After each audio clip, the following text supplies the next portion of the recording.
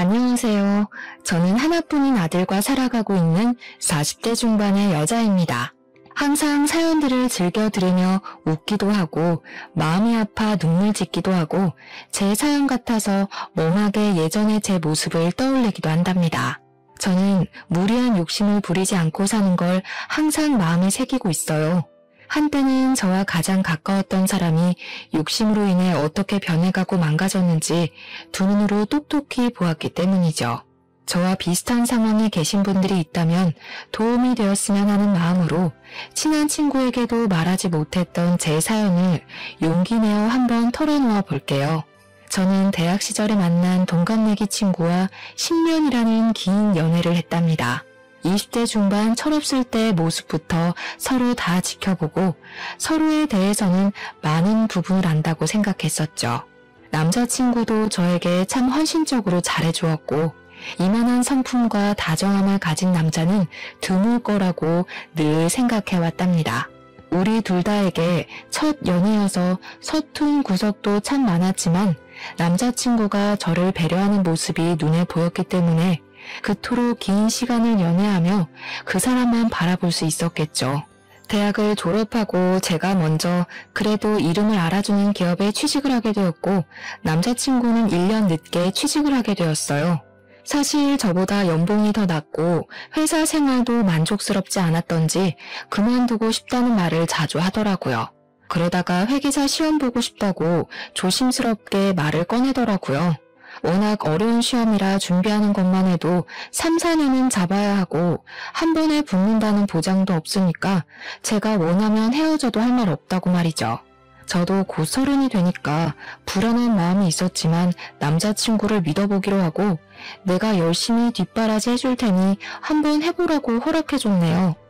그렇게 남자친구는 6년이나 수험생으로 지냈고 저는 직장을 다니며 일주일에 한 번 보는 데이트 비용이며 소소한 선물들에 매달 용돈까지 내주었어요. 매주 엄마가 남자친구를 위해 반찬도 만들어줘서 날라다 주기 바빴고요. 말이 6년이지 남자친구가 시험에 떨어질 때마다 너무 힘들었답니다. 공부에만 전념해야 하는데 나 때문에 집중을 덜해서 자꾸 떨어지는 게 아닐까 하는 생각이 들 때도 있었고 저도 나이가 점점 들어가는데 이렇게 남자친구만 믿고 있어도 되는지 고민도 많이 했었죠. 하지만 남자친구가 더 힘들 걸 알기에 묵묵히 기다려줄 수밖에 없었고 결국 합격을 했을 때 정말 기뻤답니다.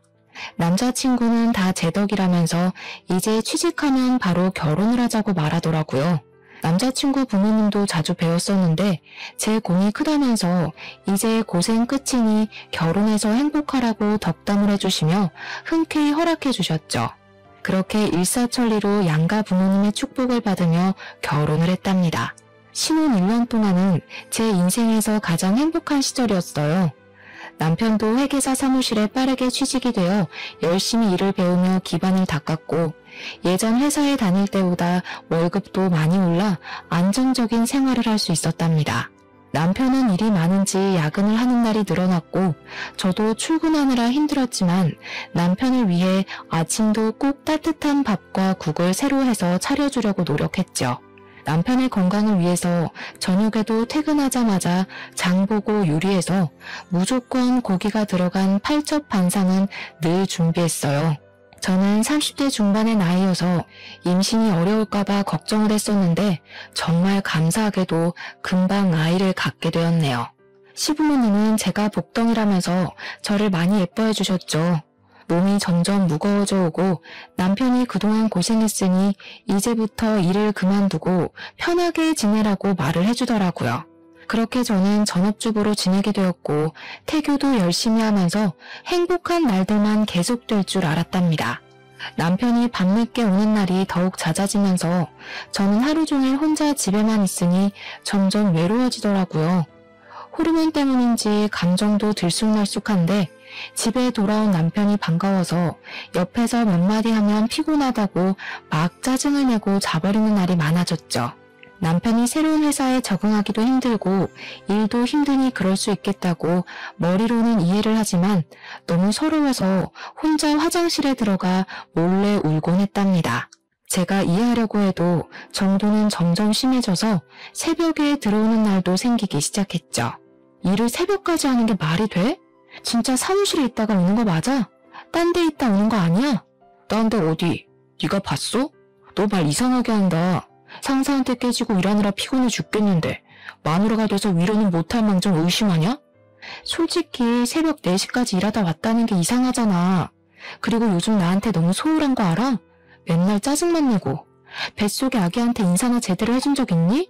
야, 애가 나온 것도 아닌데 네 배때기에 대고 중얼중얼 하라는 거야?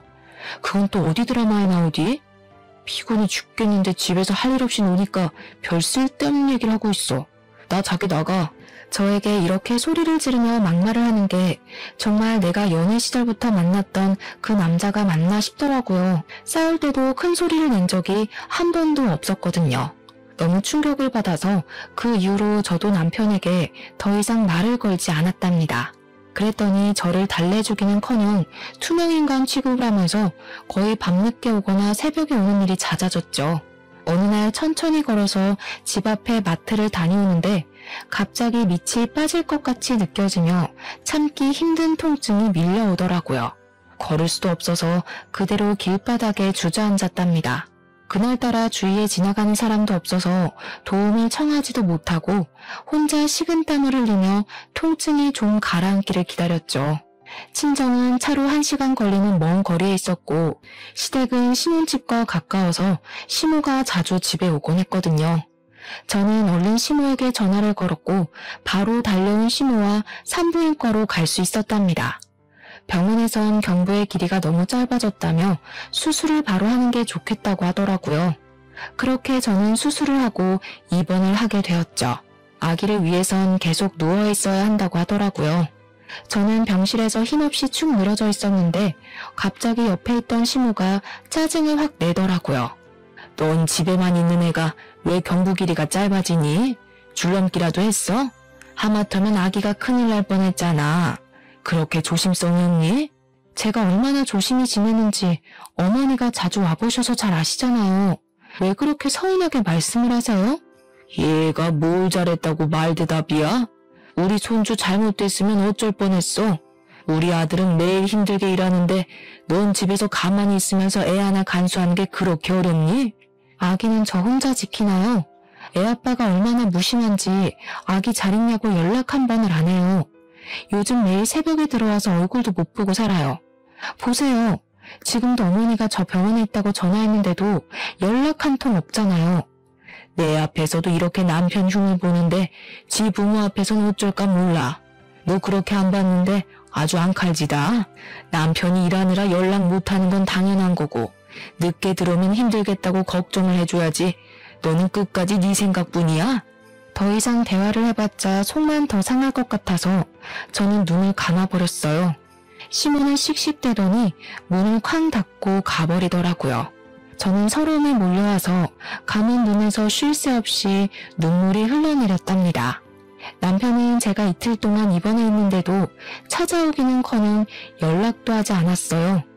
저는 친정아버지의 부축을 받아 집으로 돌아왔고 엄마가 옆에서 보살펴 주시고 밥도 차려주셔서 기운을 좀 회복할 수 있었답니다. 친정 부모님은 남편의 태도에 화가 나셔서 한마디 하실 요량으로 밤늦게까지 기다리시다가 결국 집으로 돌아가셨어요. 남편은 또 새벽 늦게 술에 취해서 들어왔더라고요. 저는 침대에 누워있어야 했기 때문에 며칠째 씻지도 못하고 누워있었는데 남편은 방에도 들어오지도 않더라고요. 저는 결국 방으로 오라고 소리를 질러댔고 남편이 짜증이 가득한 얼굴로 들어오더라고요. 네가 인간이야? 내가 수술받고 입원해 있는데 괜찮냐는 연락 한 통 없을 수가 있어? 그리고는 또 새벽에 들어와. 이게 간땡이가 부었나? 어디 남편한테 막말을 해. 이래서 너처럼 수준 안 맞는 애랑 살 수가 없어. 너는 참 팔자 좋다. 남편이 회계사라 돈도 잘 벌어다 줘. 일도 안 하고 집에서 쳐놀고. 뭐? 쳐놀아? 내가 너 6년을 먹여 살렸는데 나는 1년도 집에서 못 노니? 거기다 네 애까지 임신했는데 너 툭하면 그 얘기하는데 내가 회계사 된 게 진짜 네 덕인 줄 알아? 내가 공부해서 내가 시험 붙은 거야. 네가 시험 대신 봐줬냐? 자꾸 네가 뒷바라지 했다고 발목을 잡아대니까 내가 정이 더 떨어지는 거야. 말 다 했어? 너 진짜 나랑 10년 연애했던 남자랑 같은 놈 맞니? 왜 이렇게 변했어? 아니 이게 네 본 모습이야? 아 시끄러워. 너랑 말싸움하기도 지겨워. 너 집에서 논다고 머리도 안 감냐? 돼지처럼 살이나 찌고 떡지고 냄새나고 진짜 역겨워. 에이. 남편이 코를 막는 신용으로 하면서 방문을 쾅 닫고 나가버리는데 진짜 기가 막히더라고요.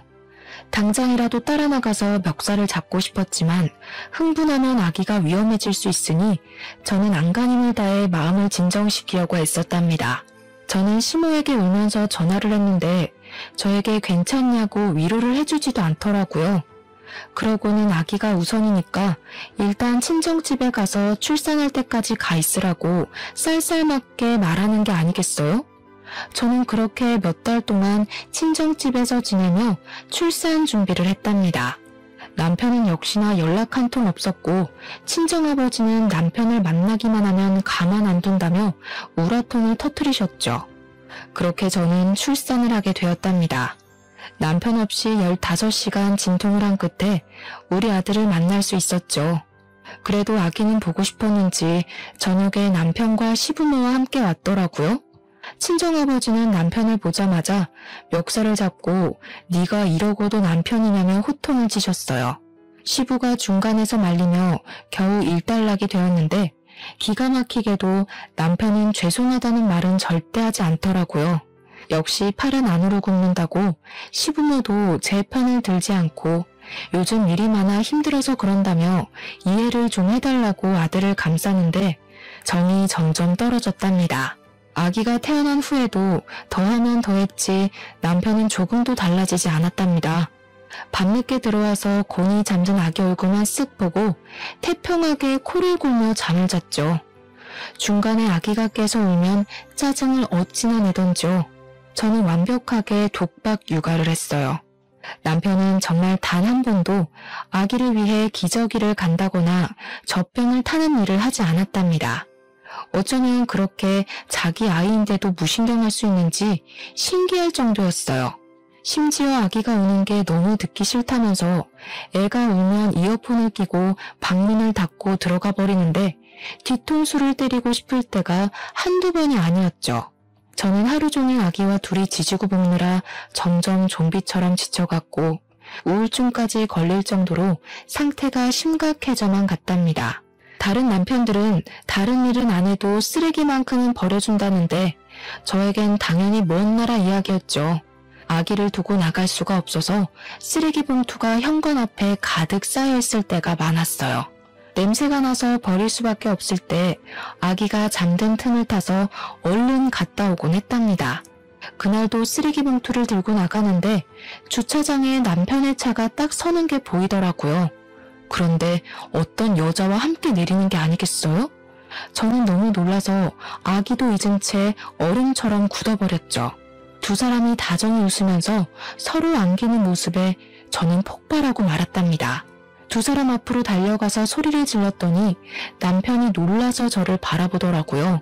저를 돌아보는 여자가 제 모습을 위아래로 훑으면서 풋 하고 웃는데 기분이 정말 나쁘더라고요.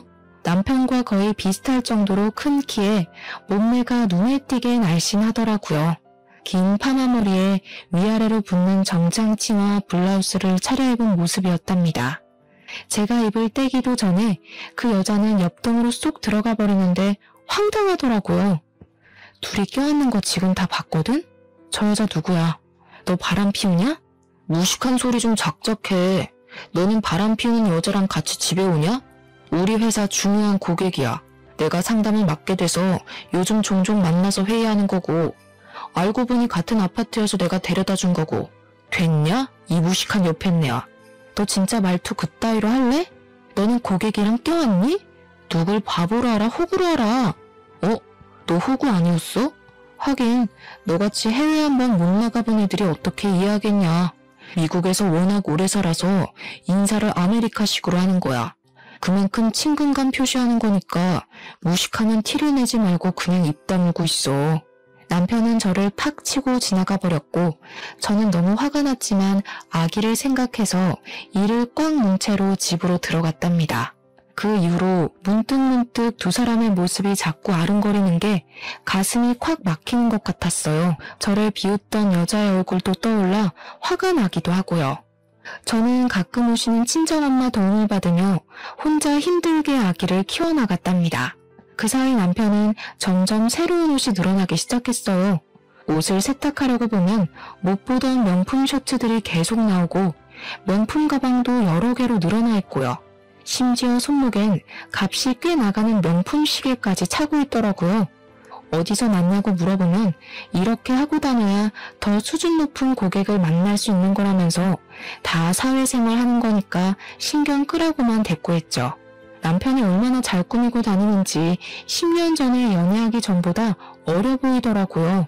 저는 머리도 못 감고 티셔츠는 며칠째 같은 걸 입고 살고 있는데 말이죠. 그렇게 뭘 끊임없이 사다 나르면서도 아기 손수건 한 장 안 사오는데 진짜 학을 댔답니다. 아기가 태어난 후로는 남편은 집에선 밥 안 먹은 지도 오래돼서 저는 혼자 먹을 국만 한 솥 끓여놓고 매일 국에 밥만 말아 먹으며 지냈는데요. 남편은 밖에서 매일 뭘 먹고 다니는지 얼굴에 윤기가 반지르르 해서 다니는데 어찌나 꼴 보기가 싫었는지 모른답니다. 어느 날은 차 키가 바뀌어 있길래 설마 하고 물어보니 차도 아주 비싼 외제차로 바꿨더라고요. 이 모든 일을 저에겐 한마디도 하지 않고 버리는데 매달 주는 생활비도 점점 적게 주기 시작하더라고요.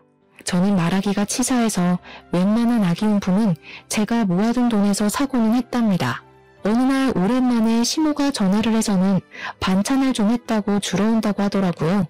시모가 오겠다는 시간이 지나도 연락이 없어서 저는 시모를 기다릴 겸 아기와 산책도 할 겸 유모차를 끌고 단지 앞을 한 바퀴 돌고 있었어요. 거의 집 앞에 다 왔을 때 시모가 옆동에서 나오는 걸 보게 되었죠. 어머니, 왜 거기서 나오세요? 오랜만에 오셔서 헷갈리셨어요. 거기는 옆동이에요. 아니 여기에 내 친구가 살아서 잠깐 수다 좀 떤다는 게. 근데 너는 왜 나와 있니? 어머니 기다리면서 아기랑 한 바퀴 돌았어요. 너무 집에만 있어서 바람 좀 쐬고 싶어서요. 근데 반찬 가지고 오신다면서 빈손이시네요? 시모는 깜짝 놀라면서 다시 옆동으로 들어가셨죠. 저는 현관 앞에 서서 바라보다가 엘리베이터가 12층에 서는 것을 보았답니다. 그러자 시모가 묵직한 쇼핑백을 들고 내려왔더라고요. 그렇게 집으로 함께 들어온 시모는 집안을 샅샅이 훑기 시작하더라고요. 저는 영문을 몰라 그냥 지켜보고만 있었답니다. 여기 먼지 좀 봐라. 너는 집에 하루 종일 있으면서 청소도 안 하니? 식탁에 이거 국 말라붙은 자국하며 집이 아주 돼지우리가 따로 없네. 아기 입으로 먼지 다 들어간다는 생각도 안 해? 저 혼자 아기 보느라 밥 먹을 시간도 없어요. 잠수정이 심해서 계속 안고 있어야 되고요. 청소할 시간이 어디 있겠어요. 어머니 아들은 집에 새벽에 들어와서 옷만 갈아입고 나가요. 애 얼굴도 안 보고요. 야, 누구네 안 키워봤어? 난 애 둘 키우면서도 농사도 짓고 살림 다 했다. 지금은 빨래도 세탁기가 해줘. 청소도 청소기 돌리면 끝인데 힘들긴 뭐가 힘들어? 애 하나 키우면서 요새는 네 남편은 돈 버느라 하루 종일 뛰어다니는데 돈을 버는 건지 안 버는 건지 생활비도 점점 안 주는데 제가 어떻게 알겠어요? 도대체 밖에서 뭘 하고 다니는 건지 저도 궁금해 죽겠어요. 내 아들 힘들게 일하는데 생활비 적게 준다고 바가지 긁기만 해봐. 그리고 너 옷고락서니가 그게 뭐니? 네 남편이 너 그런 모습 보면 정 떨어질 만하다. 남편이 회계사면 너도 그 수준에 좀 맞게 하고 다녀야 남편 기가 살 거 아니야. 시모를 오랜만에 만난다고 반가운 마음이 들었던 것도 잠시였네요. 시모는 예전보다 더 쌀쌀맞고 못되게 저를 대하더라고요. 저는 남편보다 더 변해버린 시모의 태도에 더욱 상처를 많이 받았답니다. 그 이후로 남편은 더 이상해지기 시작했어요. 어느 날은 치킨까지 사들고 와서 아기 키우는데 고생이 많다는 말까지 하면서 기분이 좋아 보이더니 또 어느 날은 평소와 다르게 일찍 들어와서 애 우는 소리 때문에 미치겠다는 둥 짜증난다면서 아기 욕조를 발로 차버리는 날도 있었죠. 어느 날은 눈도 벌겋게 충혈되고 다크서클이 심한 얼굴로 저에게 대뜸 돈을 요구하는 게 아니겠어요? 이번 달 생활비 준 거 있지? 그거 남은 거 있으면 다시 보내봐. 아니다. 모아놓은 돈 좀 없어? 참나. 누가 들으면 생활비를 500원 줬는지 알겠네. 꼴랑 100만 원 줘놓고는 그걸 다시 달라고? 이미 다 쓰고 돈 없어서 친정 엄마한테 빌려 쓰고 있어, 이 화상아. 집구석에 처박혀 있으면서 벌써 그 돈을 다 썼어? 나 없을 때 맨날 뭔 짓을 하냐? 그럼 장모님이 빌려준 돈이라도 줘봐. 지금 당장 급해서 그래. 너 도대체 월급을 얼마나 받아? 너는 지금껏 나한테 월급도 제대로 말해준 적이 없어. 그 돈 다 어디다 쓰고 나한테 돈을 달라고 할 수가 있어? 넌 입만 열면 그놈의 잔소리. 잔소리 때문에 내가 너랑 말을 하기가 싫은 거야. 남편이 돈 좀 달라고 하면 급한 일이 있구나 하고 넘겨주면 될 일이지. 재수없어 진짜. 너 진짜 어디 나사가 빠진 것 같아. 너 요즘 진짜 제정신 아니야. 너 정신 차리려면 그런 것 같다. 이제 네 꼴 보기도 싫으니까 어디 혼자 잘 살아봐. 저는 화가 머리끝까지 나서 아기와 함께 친정으로 가버렸답니다. 남편과 마주하는 게 너무 고통스럽고 넌덜머리 났기도 했지만 어디 한번 충격 좀 받아보라는 뜻도 있었는데 몇 주가 지나도 연락 한 통 없더라고요. 남편에게 들은 건지 못 들은 건지 시모 역시 아무 연락도 없는 게 이상했어요. 그러던 중에 은행 업무를 보려면 가져가야 할 게 있어서 남편이 없을 것 같은 오후 시간에 잠깐 집으로 가게 되었답니다. 집에 딱 들어가니 현관 앞에 남편의 신발과 여자 구두가 놓여 있더라고요.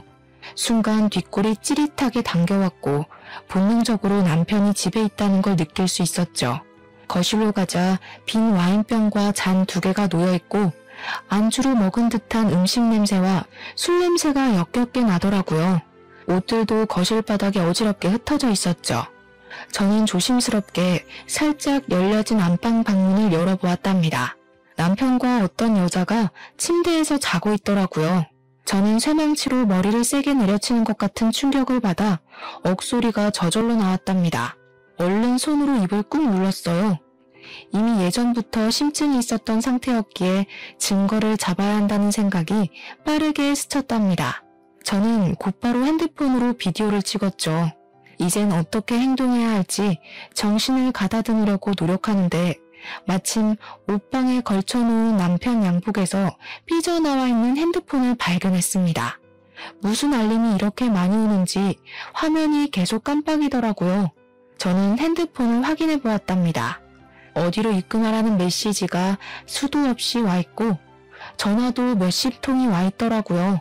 얼른 사진들을 확인해 봤는데 상간녀와 찍은 사진은 없고 주식 그래프 같은 알 수 없는 그래프만 많더라고요. 어쩐지 수상한 느낌이 들어서 그 중에서 몇 장을 제 핸드폰으로 옮겨 담았답니다. 남편의 핸드폰을 제자리에 놓는 동시에 안방 문이 벌컥 열리는 게 아니겠어요. 한 여자가 표독스러운 눈빛으로 저를 쳐다보더라고요.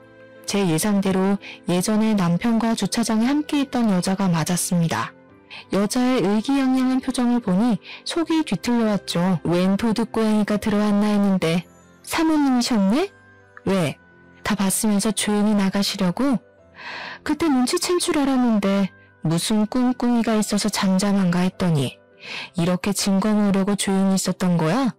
야, 너는 남의 남편이랑 불륜이나 저지르면서 부끄러움도 없니?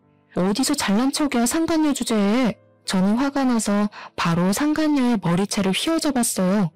상간녀가 흰자를 뒤집어 까면서 제 머리를 잡으려고 팔을 휘젓더라고요.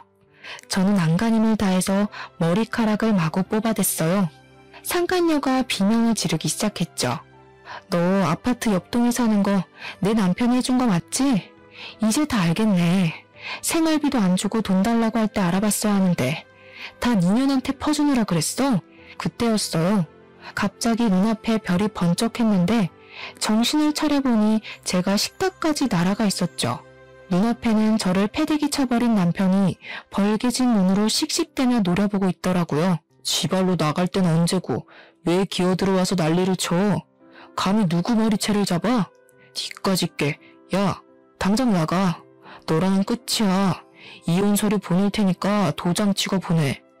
남편은 제 멱살을 잡고 현관까지 질질 끌고 갔답니다. 저는 버텨보려고 악을 쓰며 남편을 핥히고 방방 뛰었지만 황망하게도 아파트 복도까지 끌려나갔고 문이 쾅 닫히더라고요. 문이 닫히는 순간에 저를 비웃던 그 상간녀의 얼굴을 지금까지도 잊을 수가 없네요. 배신감과 수치심이 몸이 사시나무 떨듯이 떨려오더라고요. 저는 이를 악물고 시댁으로 향했죠. 저를 본 시모가 깜짝 놀라더라고요. 어머니, 지금 그 작자가 뭘 하고 있는 줄 아세요? 제가 지금 그 인간이 다른 여자랑 침대에서 자고 있는 걸 봤어요. 싹싹 빌어도 모자랄 판에 저한테 이혼하자네요. 저도 저런 개차반이랑 더 이상은 살 미련이 없지만 너무 억울해서 어머니한테 왔어요. 결국 이 사달이 났구나. 일단 좀 진정을 해라. 너한테는 미안하지만 네 남편이 그 여자 아니면 죽겠다는데 어쩌겠니? 사실 여자 사귀어본 게 네가 처음이었으니 더 잘난 여자들도 많다는 걸 이제 한 걸 어쩌겠어? 네? 뭐라고요? 그럼 어머님도 알고 계셨다는 거예요? 제가 안 그래도 확인하려고 왔어요. 저번에 옆동 가셨던 거, 그 상간녀 집에 간 거 맞죠? 도대체 언제부터 아신 거예요? 손주 보기 부끄럽지도 않으세요? 자식 이기는 부모 있니? 그 여자랑 안 살면 죽어버린다는데 어떻게 그럼? 너도 봐서 알 거 아니야. 솔직히 너랑 비교가 되니? 키 크고 예쁘고 거기다가 미국 명문대까지 나왔단다. 지금은 그 뭐냐? 암튼 큰 투자회사 다니면서 돈도 잘 번대. 솔직히 지금 우리 아들이 회계사인데 너보다는 그 애가 더 수준이 맞지. 어머니도 제정신이 아니시네요. 아들이 와이프랑 자식도 내팽개치고 불륜을 저지르는데 그걸 맞장구 쳐주는 게 맞는 일이에요? 하긴 어머니가 양심이 전혀 없으니까 아들도 똑같이 닮아서 이런 인간 같지도 않은 일을 벌였겠죠. 그때 시모가 제 뺨을 철썩 때리는 게 아니겠어요. 저는 얼얼한 뺨을 감싸쥐고 시모를 노려보았답니다.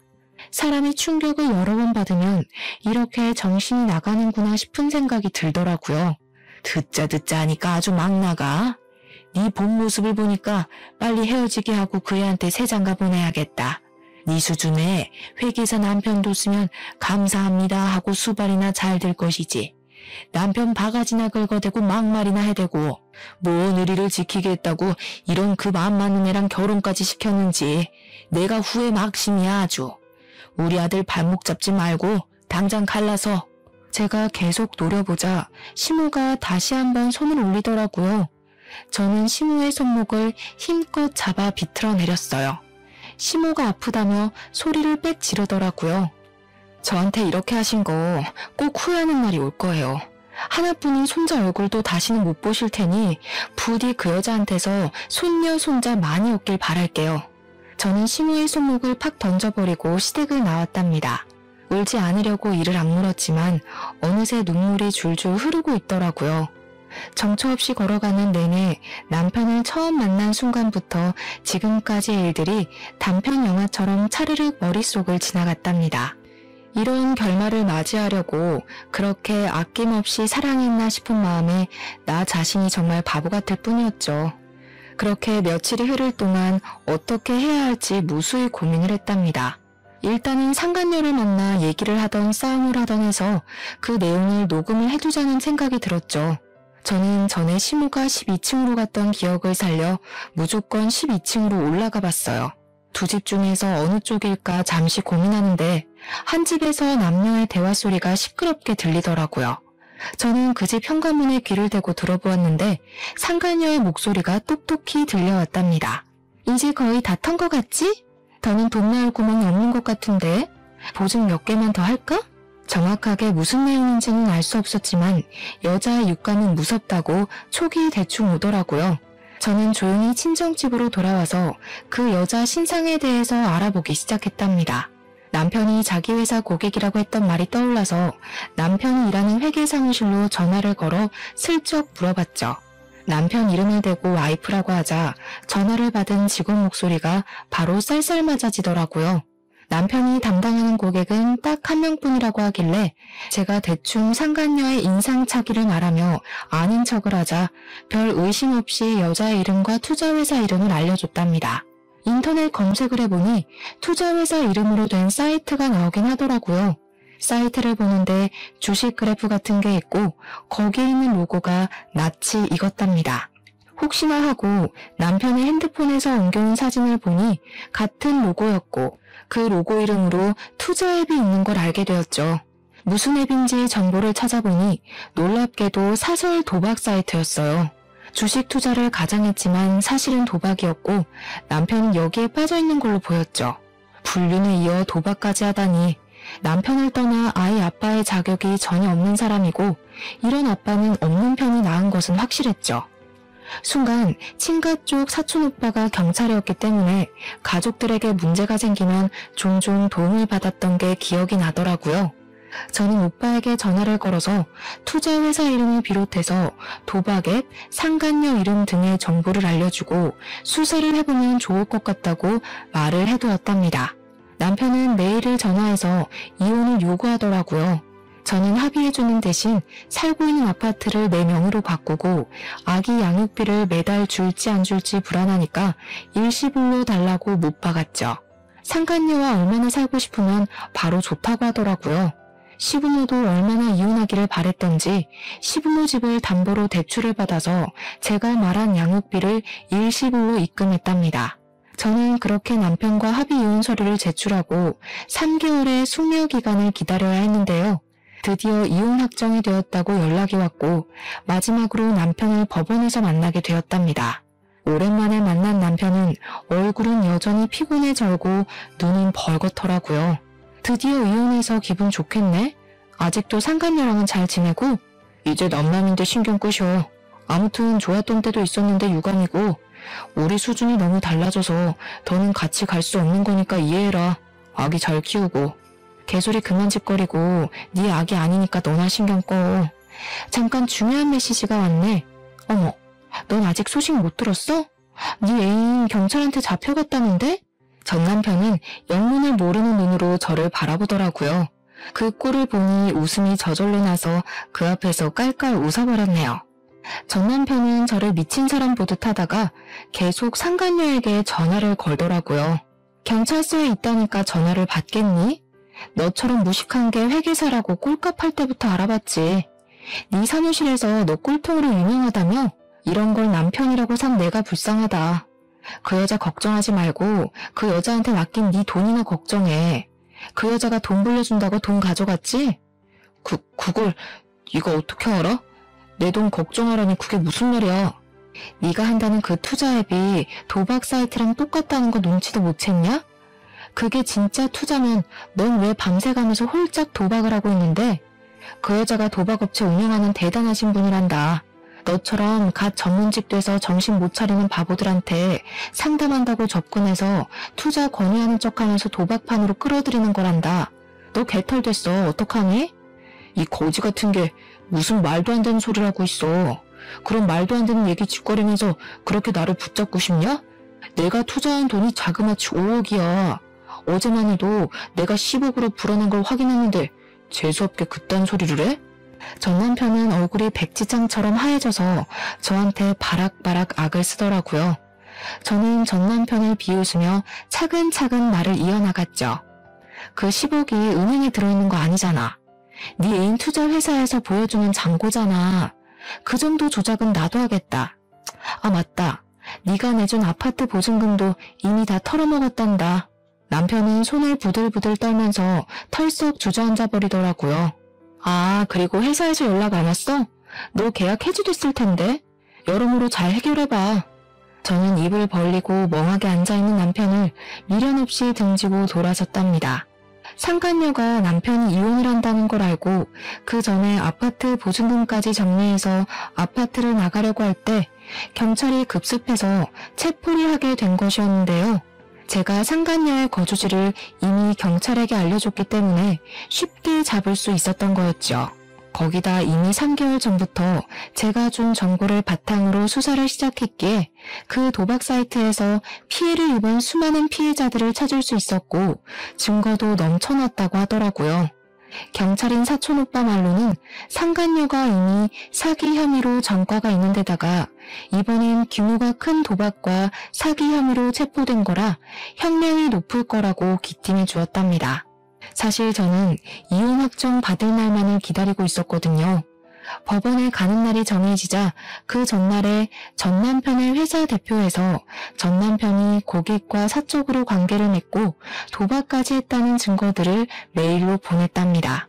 처음에 고용계약서를 작성할 때 도박을 비롯한 위법 행위를 할 경우에는 계약 해지된다는 내용이 있다는 걸 알고 있었거든요. 제 생각대로 며칠 후에 남편이 회사에서 잘렸다는 소식을 들을 수 있었답니다. 저는 아기와 친정집에서 친정 부모님과 함께 지내면서 점차 안정을 찾아갔죠. 정신없이 육아를 하느라 어느새 1년이 훌쩍 지나가 버렸는데요. 어느 날 저녁에 일을 보고 친정집 아파트로 돌아오는데 현관 앞에서 쪼그리고 있는 사람 모습이 보이더라고요. 술에 취한 사람인 것 같아 슬쩍 피해서 집에 들어가려는데 얼굴을 보니 전 남편인 거예요. 1년 사이에 완전히 다른 사람이 되어 있었는데 옷도 안 빨아입었는지 더럽고 행색이 초라하더라고요. 술을 먹었는지 야윈 얼굴이 보기 싫게 벌개져 있었답니다. 그동안 잘 지냈지? 내가 우리 아기 볼 면목이 없어서 맨날 이 앞에서만 기웃거리다가 오늘 용기 내서 찾아왔다. 우리 아들 얼굴 한 번만 보면 안 될까? 누가 네 아들이야? 이혼할 때는 친권도 옳다구나 하고 냅다 버린 게 누군데? 여기가 어디라고 술을 처먹고 와? 너 내가 아직도 웃었니? 전 남편은 갑자기 무릎을 꿇더니 제 다리를 잡고 늘어지는 게 아니겠어요? 저는 다리를 팍 쳐냈지만 끈질기게 바지를 잡고 늘어졌답니다. 이거 안 나? 당장 꺼져. 또 한 번 찾아오면 경찰 신고로 안 끝날 줄 알아. 이거 놓으라고. 내가 그년한테 홀려서 미쳤었나 봐. 나 돈도 다 잃고 업계 소문 다 나서 취직도 안 돼. 우리 부모님도 나 때문에 사고 당하셔서 병원비 되느라 아파트도 날렸어. 나 살려줄 사람은 너밖에 없어. 나 한 번만 용서해주라. 우리 다시 합쳐서 아기랑 행복하게 살자. 우리 아들 아빠 없는 애로 키울 셈이야. 들어보니 전 남편은 상간녀가 사기를 쳤고 결국 감옥에 갔다는 걸 믿을 수가 없어서 사방팔방으로 알아봤다고 해요. 10억이 들었다는 장고 역시 거짓이었고 심지어 상간녀가 체포되기 며칠 전에는 상간녀의 소개로 대부업체에서까지 억대의 돈을 빌려 그대로 그 여자 손에 넘겨주었답니다. 거의 7억이나 되는 돈을 날린 셈이더라고요. 상간녀가 진짜 자기와 특별한 관계라고 끝까지 믿었었는지 감옥에 거의 매일을 가서 만나보려고 했지만 상간녀가 면회를 거절한 건 당연했죠. 전 남편 말고도 피해자가 줄줄이 나왔지만 이미 상간녀는 돈을 다 빼돌리고 감옥에 간 거라 돈을 돌려받긴 힘들었답니다. 거기다 전 남편은 직장까지 잘려서 돈 나올 구멍이 없자 매일 술을 먹었는데 어느 날은 술 먹고 길바닥에서 자다가 조폭한테 잘못 걸려서 심하게 폭행을 당하게 되었다고 해요. 경찰에 연락을 받고 시부모가 급하게 경찰서에 오다가 교통사고가 났고 시모가 크게 다쳐서 지금까지도 의식이 없다더군요. 우리 다시 합치자. 네가 나 도와주면 나 금방 일어설 수 있어. 우리 부모님도 너랑 손주가 너무 보고 싶으시대. 우리 아들이랑 같이 병원에 한번 가주면 안 될까? 전 남편이 짓거리는 소리를 듣고 있으니 화가 점점 머리 끝까지 올라왔습니다. 저는 제 다리를 끌어안고 있는 전 남편을 세게 밀쳐버리고 집 안으로 들어갔어요. 부모님이 시끄러운 소리를 들으셨는지 현관 앞에 서 계시더라고요. 저는 엄마에게 얼른 아기랑 방으로 들어가라고 하고는 걸레 빠는 양동이에 변기물을 냅다 퍼다 담았답니다. 그걸 보신 아버지가 어느새 얼음을 양동이에 쏟아 부으시더라고요. 제가 문을 벌컥 열자 고개를 푹 숙이고 있던 전 남편이 재빨리 고개를 들더라고요. 그 눈에 일말의 희망이 반짝하는 걸 보니 아주 꼴사나웠죠. 저는 냅다 양동이 물을 전 남편에게 들이부었답니다. 내가 인생에서 제일 후회하는 일이 뭐 같지도 않은 너 뒷바라지하고 밥상 차려 바친 거야. 뭐? 우리 아들? 기저귀 갈아주는 건 바라지도 않았다. 네가 여자한테 미쳐서 아들 얼굴 제대로 본 적이나 있냐? 한 번 안아본 적도 없는 게 어디서 우리 아들이래? 내 인생에 다신 나타나지 마. 여보, 제발 예종을 생각해서 우리 아들 얼굴이라도 보여줘. 그럼 나 염치 없지만 5만 원만 좀 빌려주면 안 될까? 엄마 병원에 가야 되는데 차비가 없어서.